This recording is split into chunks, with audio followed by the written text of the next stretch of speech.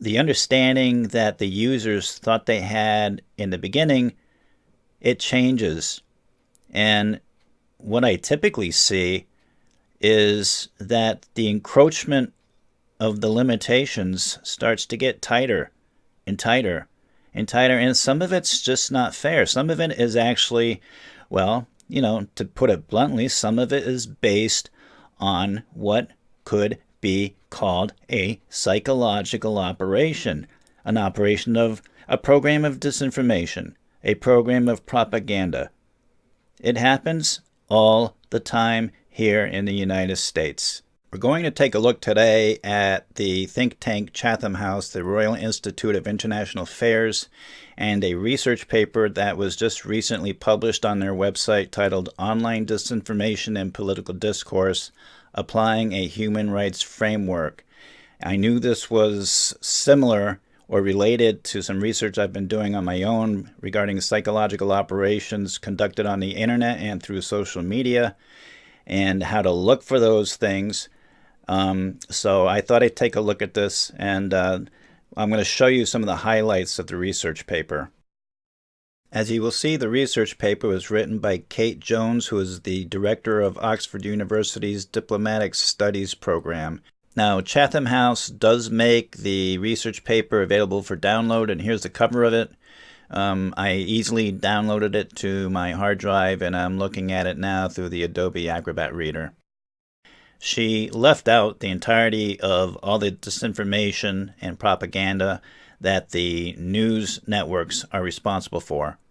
She mentions a couple of online news sources, usually, the types that are the easy scapegoats, but the big dogs are left entirely out of this, which is unfortunate because they play as big a role in the disinformation and propaganda on the internet regarding politics as anything else does.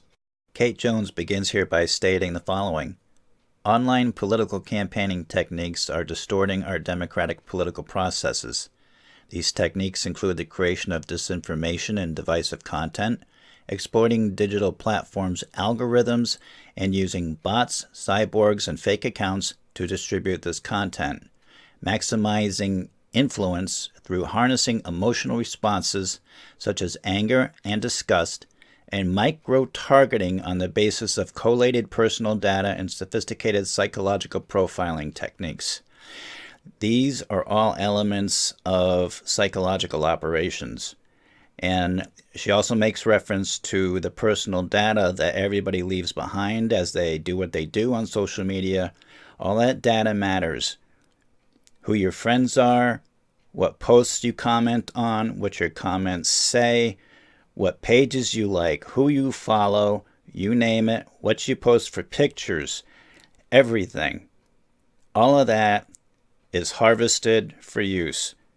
And we'll see later that a lot of it is used by the social media platforms to appeal to advertisers and generate revenue from them. She goes on to say about digital platforms that they may provide an environment conducive to manipulative techniques. Absolutely true. They absolutely do. Everybody who's participating volunteers all this data willfully, and in the background, it's being exploited and used either by the social media platform itself or other individuals or groups who use techniques to sway you into a direction that they want you to go.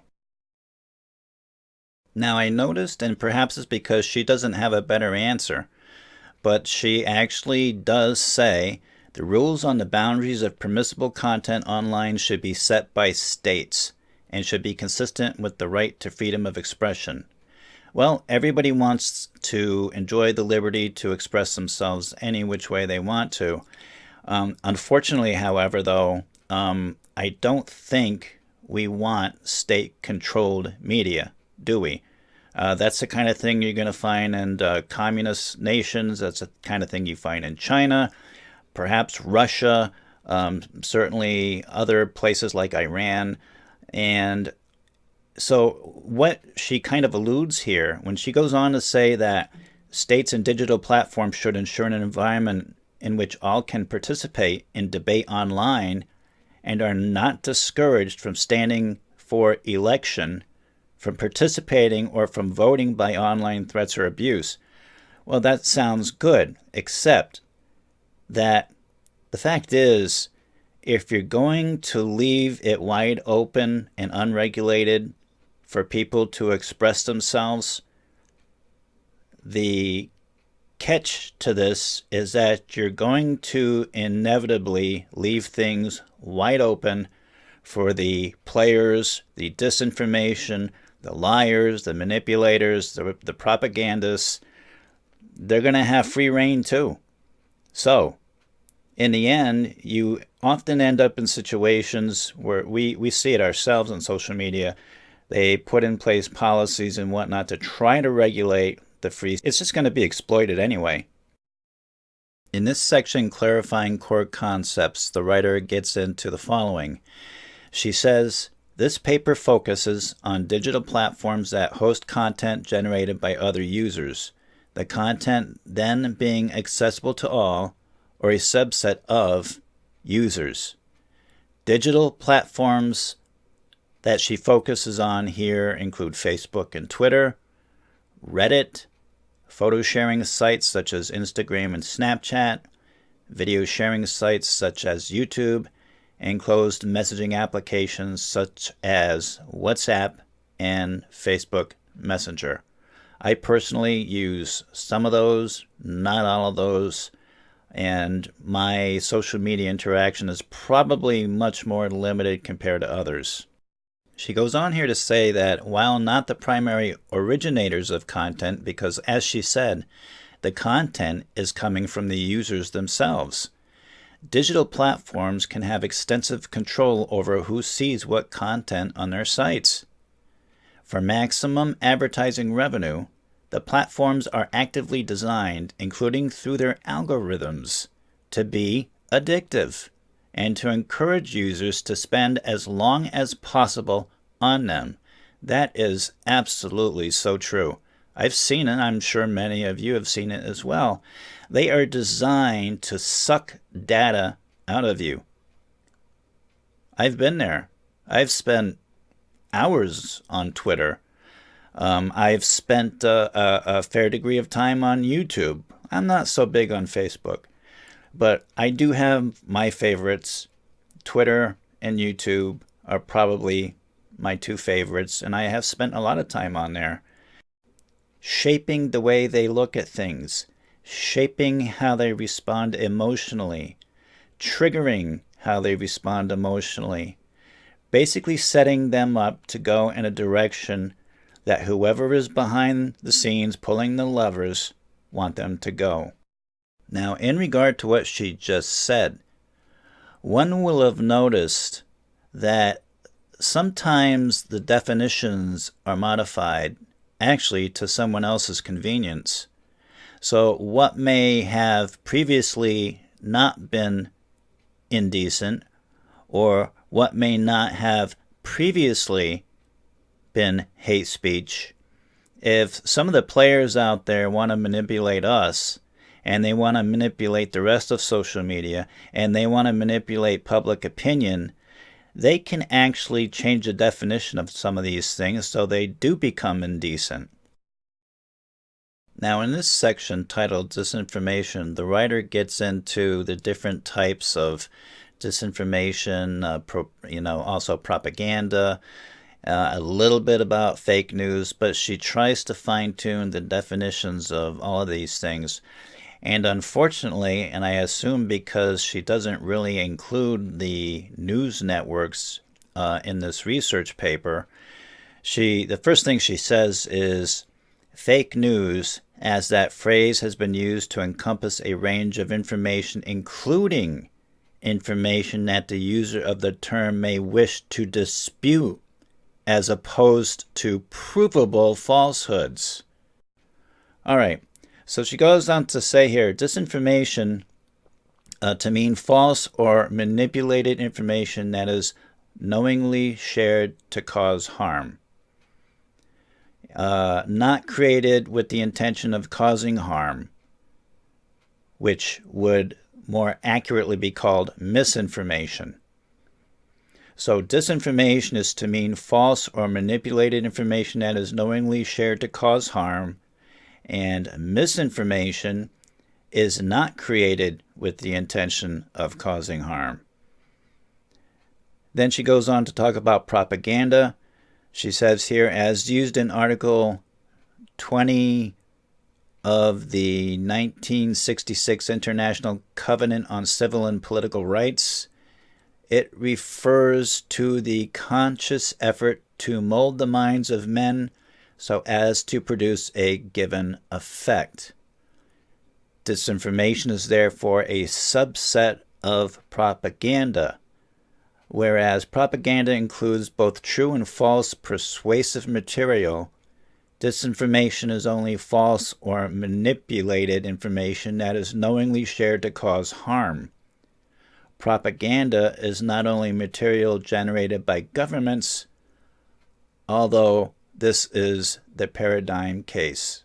I, for one, and I think others, have used the term propaganda to describe some of the things that are said by the news media, because we know that the news media, what are described as the mainstream news networks, are essentially complicit and in collusion with specified political forces in the United States.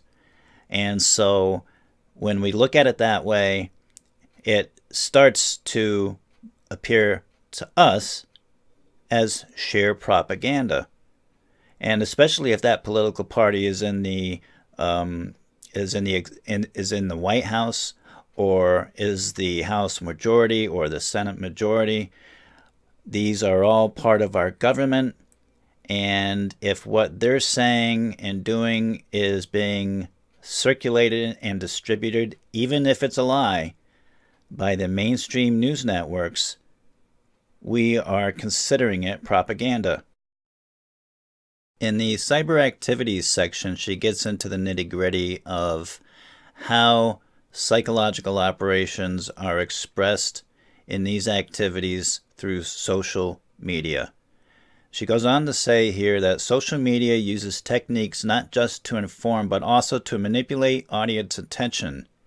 Evidence shows that determining whether a message is appealing and therefore likely to be read and shared widely depends not on its veracity, but rather on 4 characteristics: provocation of an emotional response, presence of a powerful visual component, a strong narrative, and repetition.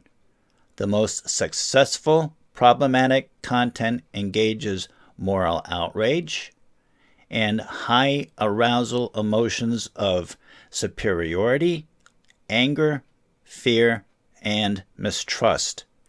Capturing emotion is key to influencing behavior.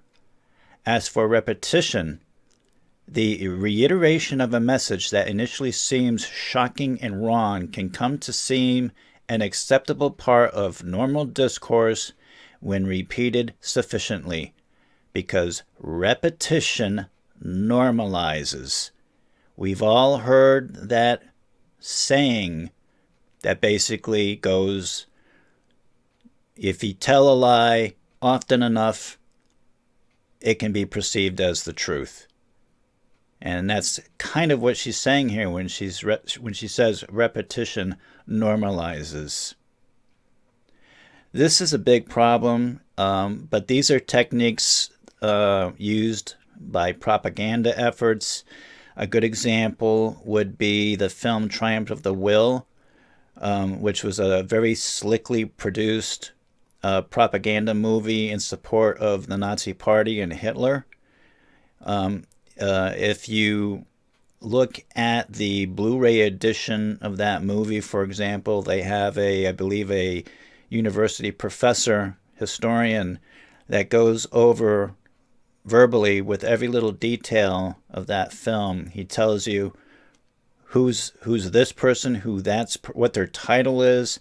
He tells you why the filmmaker filmed from this angle or that angle. They will tell you why the filmmaker filmed a certain scene or event the way they did, and how all of that mattered because it was being used to shape the perception in a positive manner of the Nazi Party and Adolf Hitler. Now, as I get into these next two paragraphs, they bring to mind the reality that I myself have been attracted to a like-minded group of people on the internet and have participated in some of their commentary. I don't agree with all of it, but I carefully select and pick and choose what I do like about it, and as long as I am limited as to who I can find that is like-minded politically, I'm constantly gravitated to their stream or their channels or their accounts on Twitter. I'm not going to say who they are because you have to keep in mind that not everybody that's involved in these things are doing so maliciously. They can be part of the duped masses who fall prey to the techniques that are used to manipulate them, and even the people that may be using their techniques may not realize what they're doing. They may just think they're doing things in a manner that's best for their cause. She writes here, Facebook's experiments on so-called social contagion demonstrated that emotions can be manipulated without people's awareness through sight of others' expressions of emotion on social media. In addition, communication plays a ritualistic function in representing shared beliefs. It drives connections within online communities and tribes and reinforces the sense of us against them. There is an emotional allure to having our worldviews supported and reinforced by confirmatory news. This can lead to a proliferation of outrage that supports mob rule online and encourages populism. She goes on to write here, there is a clear picture emerging that while a free, uninterrupted flow of information is key for effective political discourse and participation through elections, the channels permitting this currently lend themselves to disinformation and potential manipulation of political participation. This is absolutely true. I don't care how much I am on your side on the internet or in social media because we have like-minded views. What she has written here is very much the truth. I and many others, regardless of how correct I think it's important that people, even those people that I connect with in a positive manner, I think it's important sometimes for a little self-reflection, because it's always good to keep things in perspective. At least be aware of what you're doing, because if you're going to be able to see it elsewhere in social media, you should be able to see it when you yourself are doing the same thing or responding to the same triggers. It's very real. I see it all the time.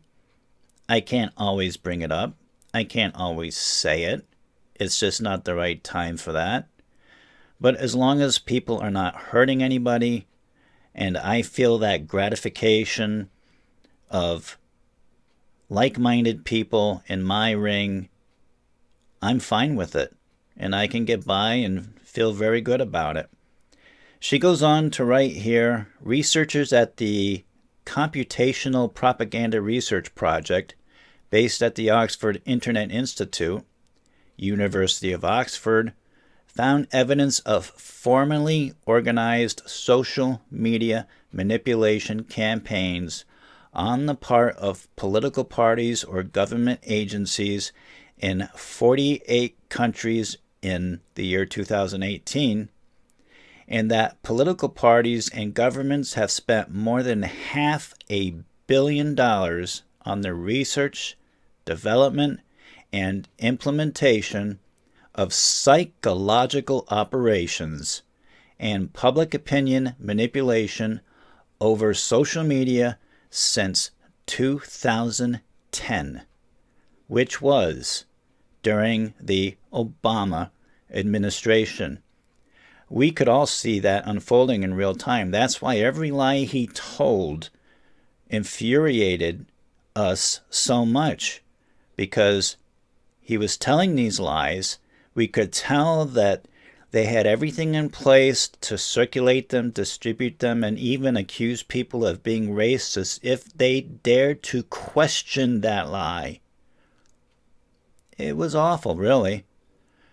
They go on here. She says, they conclude, the manipulation of public opinion over social media platforms has emerged as a critical threat to public life. Well, that may sound like an exaggeration, but actually I think there's some truth to that. Anybody can execute a psychological operation called a psyop. It is no longer something exclusive to an intelligence agency or a branch of the military like the Army. The instructions, the manuals on conducting psychological warfare and how to do it are readily available on the internet. Anyone can use it if they apply it, if they know what they're doing, if they want to take the time to learn it and to put all that effort in. It can be done. Any Joe Blow. I think you have to have a certain degree of intelligence to do it correctly, but it doesn't take anybody special from any special agency or office. The information is freely available. The lessons are freely available. You can learn it. You can execute it. It could be anybody behind it. To my point, Kate Jones goes on to write here in this research paper, anyone with a computer or mobile device now has the power to create content, to disseminate it to others, and to encourage its dissemination at great speed and with endorsements from third parties along the way. They may do so at minimal cost, without the need for office facilities. They may do so from anywhere in the world, making overseas interference in elections straightforward. For audiences struggling to assess the credibility of any political post online, there is increasing reliance on friend or family endorsement, or the endorsement of a private or public group to which they belong. Political parties and campaigning organizations and their advisors are increasingly well equipped to harness this potential.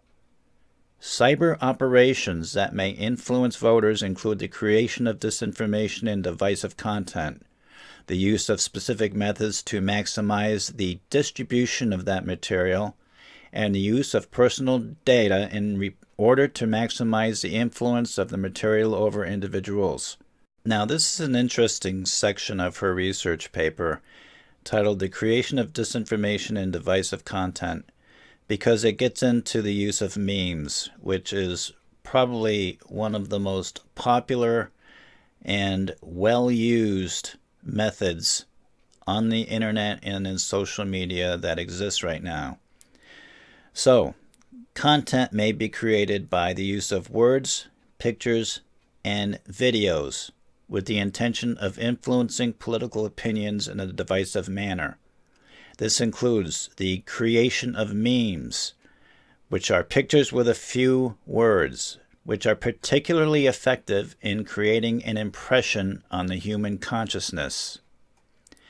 Memes turn big ideas into emotionally resonant snippets, particularly because they fit our information consumption infrastructure. Boy, is that well said. Big image, not much text, capable of being understood thoroughly with minimal effort. Memes are the propaganda of the digital age. I want to say that again. I consider it rather profound, this statement she makes. Who can deny this? I see it every day. Memes are the propaganda of the digital age. Absolutely. She goes on to write here, the curation of material that may be untrue, deliberately misleading, exaggerated, or true but intentionally divisive. This could include hate speech and divisive speech. Other content can be created by the trolling of people or issues, creation of posts with the aim of annoying, angering, dividing, or harassing.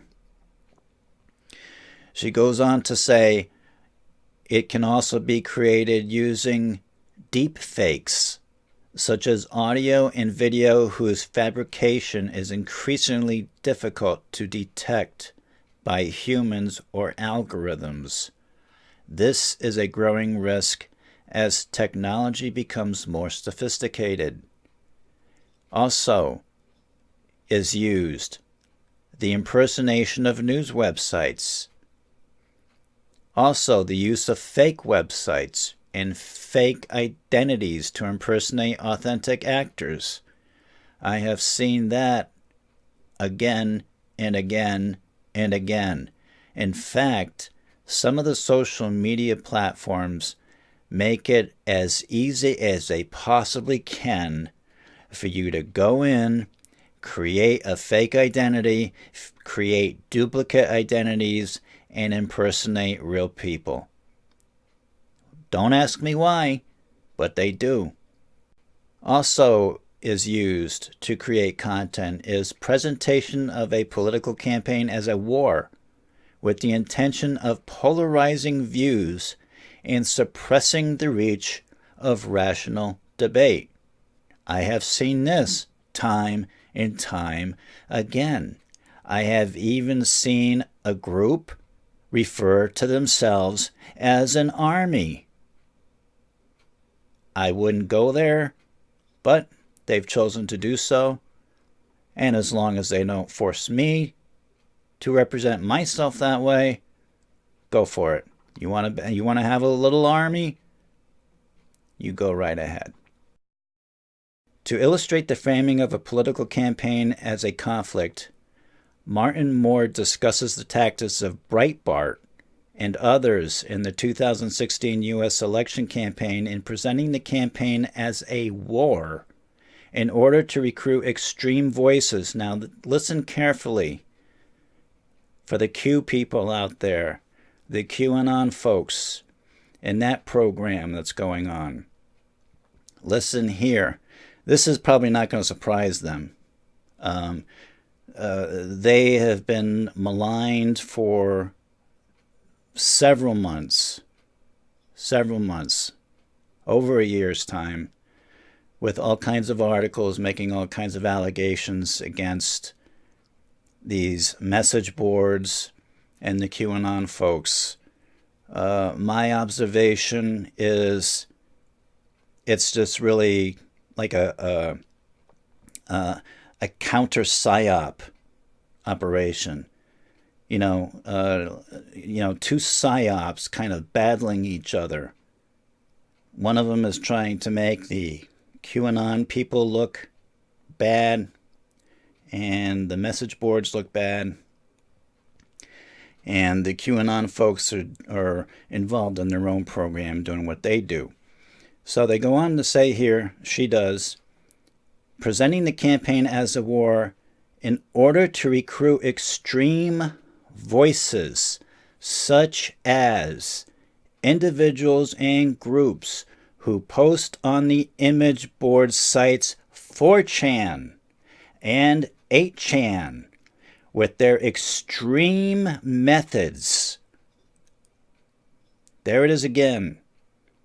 Tagging extremism to 4chan and 8chan message boards with their extreme methods, such as creation of hyper-partisan memes, hacking of opinion polls, and harassment of opponents.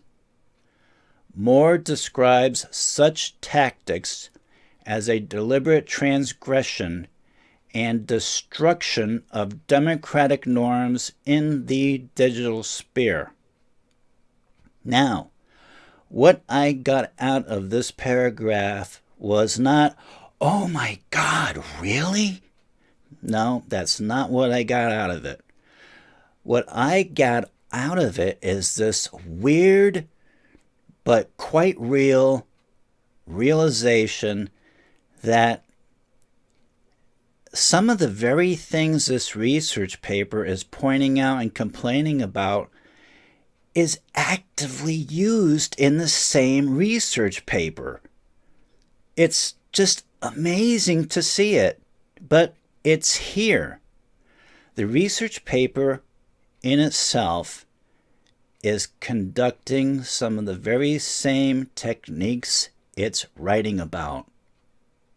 How's that for a realization? Let that sink in. Absolutely amazing to me, but there it is. Through development of an appearance of grassroots support, astroturfing, by means of multiple posts using the following tools. Through the use of bots. Oh yes, bots.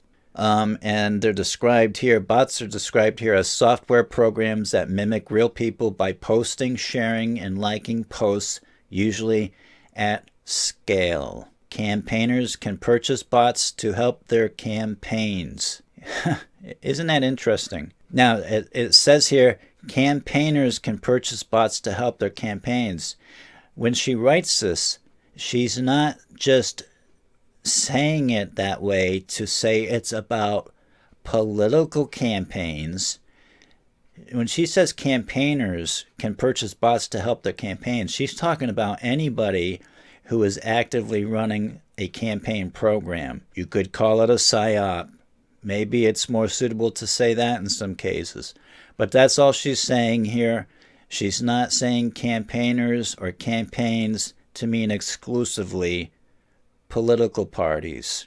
No, she's not. Very interesting.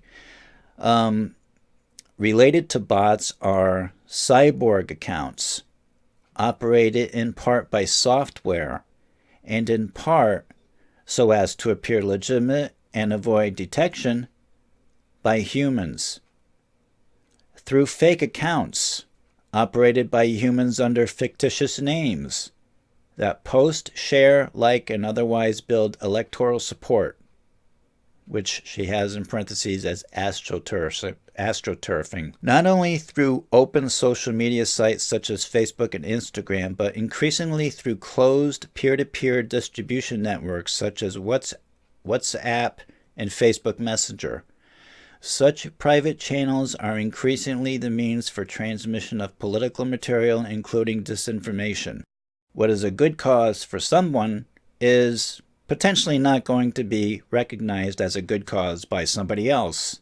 There's always this tug-of-war going, isn't there, on social media and the internet between these forces. People know how to manipulate. They know how to advance their cause. They know how to get people to respond and get triggered by whatever it is they're trying to do. And now that so many have learned how to do this, in some respect, they're making a mess of the whole thing. And as I've said before, humanity tends to ruin everything they touch by bad players. They get in there and they exploit it to such a degree that the whole thing becomes a mess. So maybe there's something to be said to that. Kate Jones, who wrote this research paper for Chatham House, she concludes that in line with the U.S. Constitution's First Amendment, the U.S. has probably the strongest protections of freedom of expression in the world, and a culture of vigorous respect for those protections. Well, compared to everybody else, maybe so, but there's plenty of people over here complaining about the shrinking freedom of expression that we thought we were invited to have and enjoy on social media. Not so much. Now, I understand that that's being ruined by the fact that it's being exploited. That freedom is being exploited. And, this is what happens sometimes, isn't it, with freedom of expression? You get players that come in and exploit it. And they do sometimes bad things, sometimes sneaky things, sometimes manipulative things, and sometimes downright evil things with that free expression. So I think it's a matter of necessity to try to regulate it somehow. But what if these social media platforms themselves are acting maliciously? What if they're running their own psychological operations against us? Naturally, they're going to have bias. Naturally, there's going to be times when they're actually going to work against somebody and their cause using freedom of expression. So I think those kind of suspicions are valid. I think it's pretty clear those kind of things are running from a variety of different sources on social media and on the internet. And I also think I might be participating in one or more of them without even knowing it. And I, in turn, expect that there's many others who are in the same position. They were suckered to participate in something as a matter of entertainment and sharing and making friends and yada, yada, yada. And what they were really doing, perhaps, we could go a step further. There was a psyop being executed against them, and it invited them in to participate in something that always intended to take whatever data they left behind and sell it and exploit it and do whatever they wanted to do with it, and hopefully make some big money exploiting their data. And it's something worthy of some thought. So that being said, I think that closes the examination of this research paper written by Kate Jones. Thanks, everybody. Have a good day.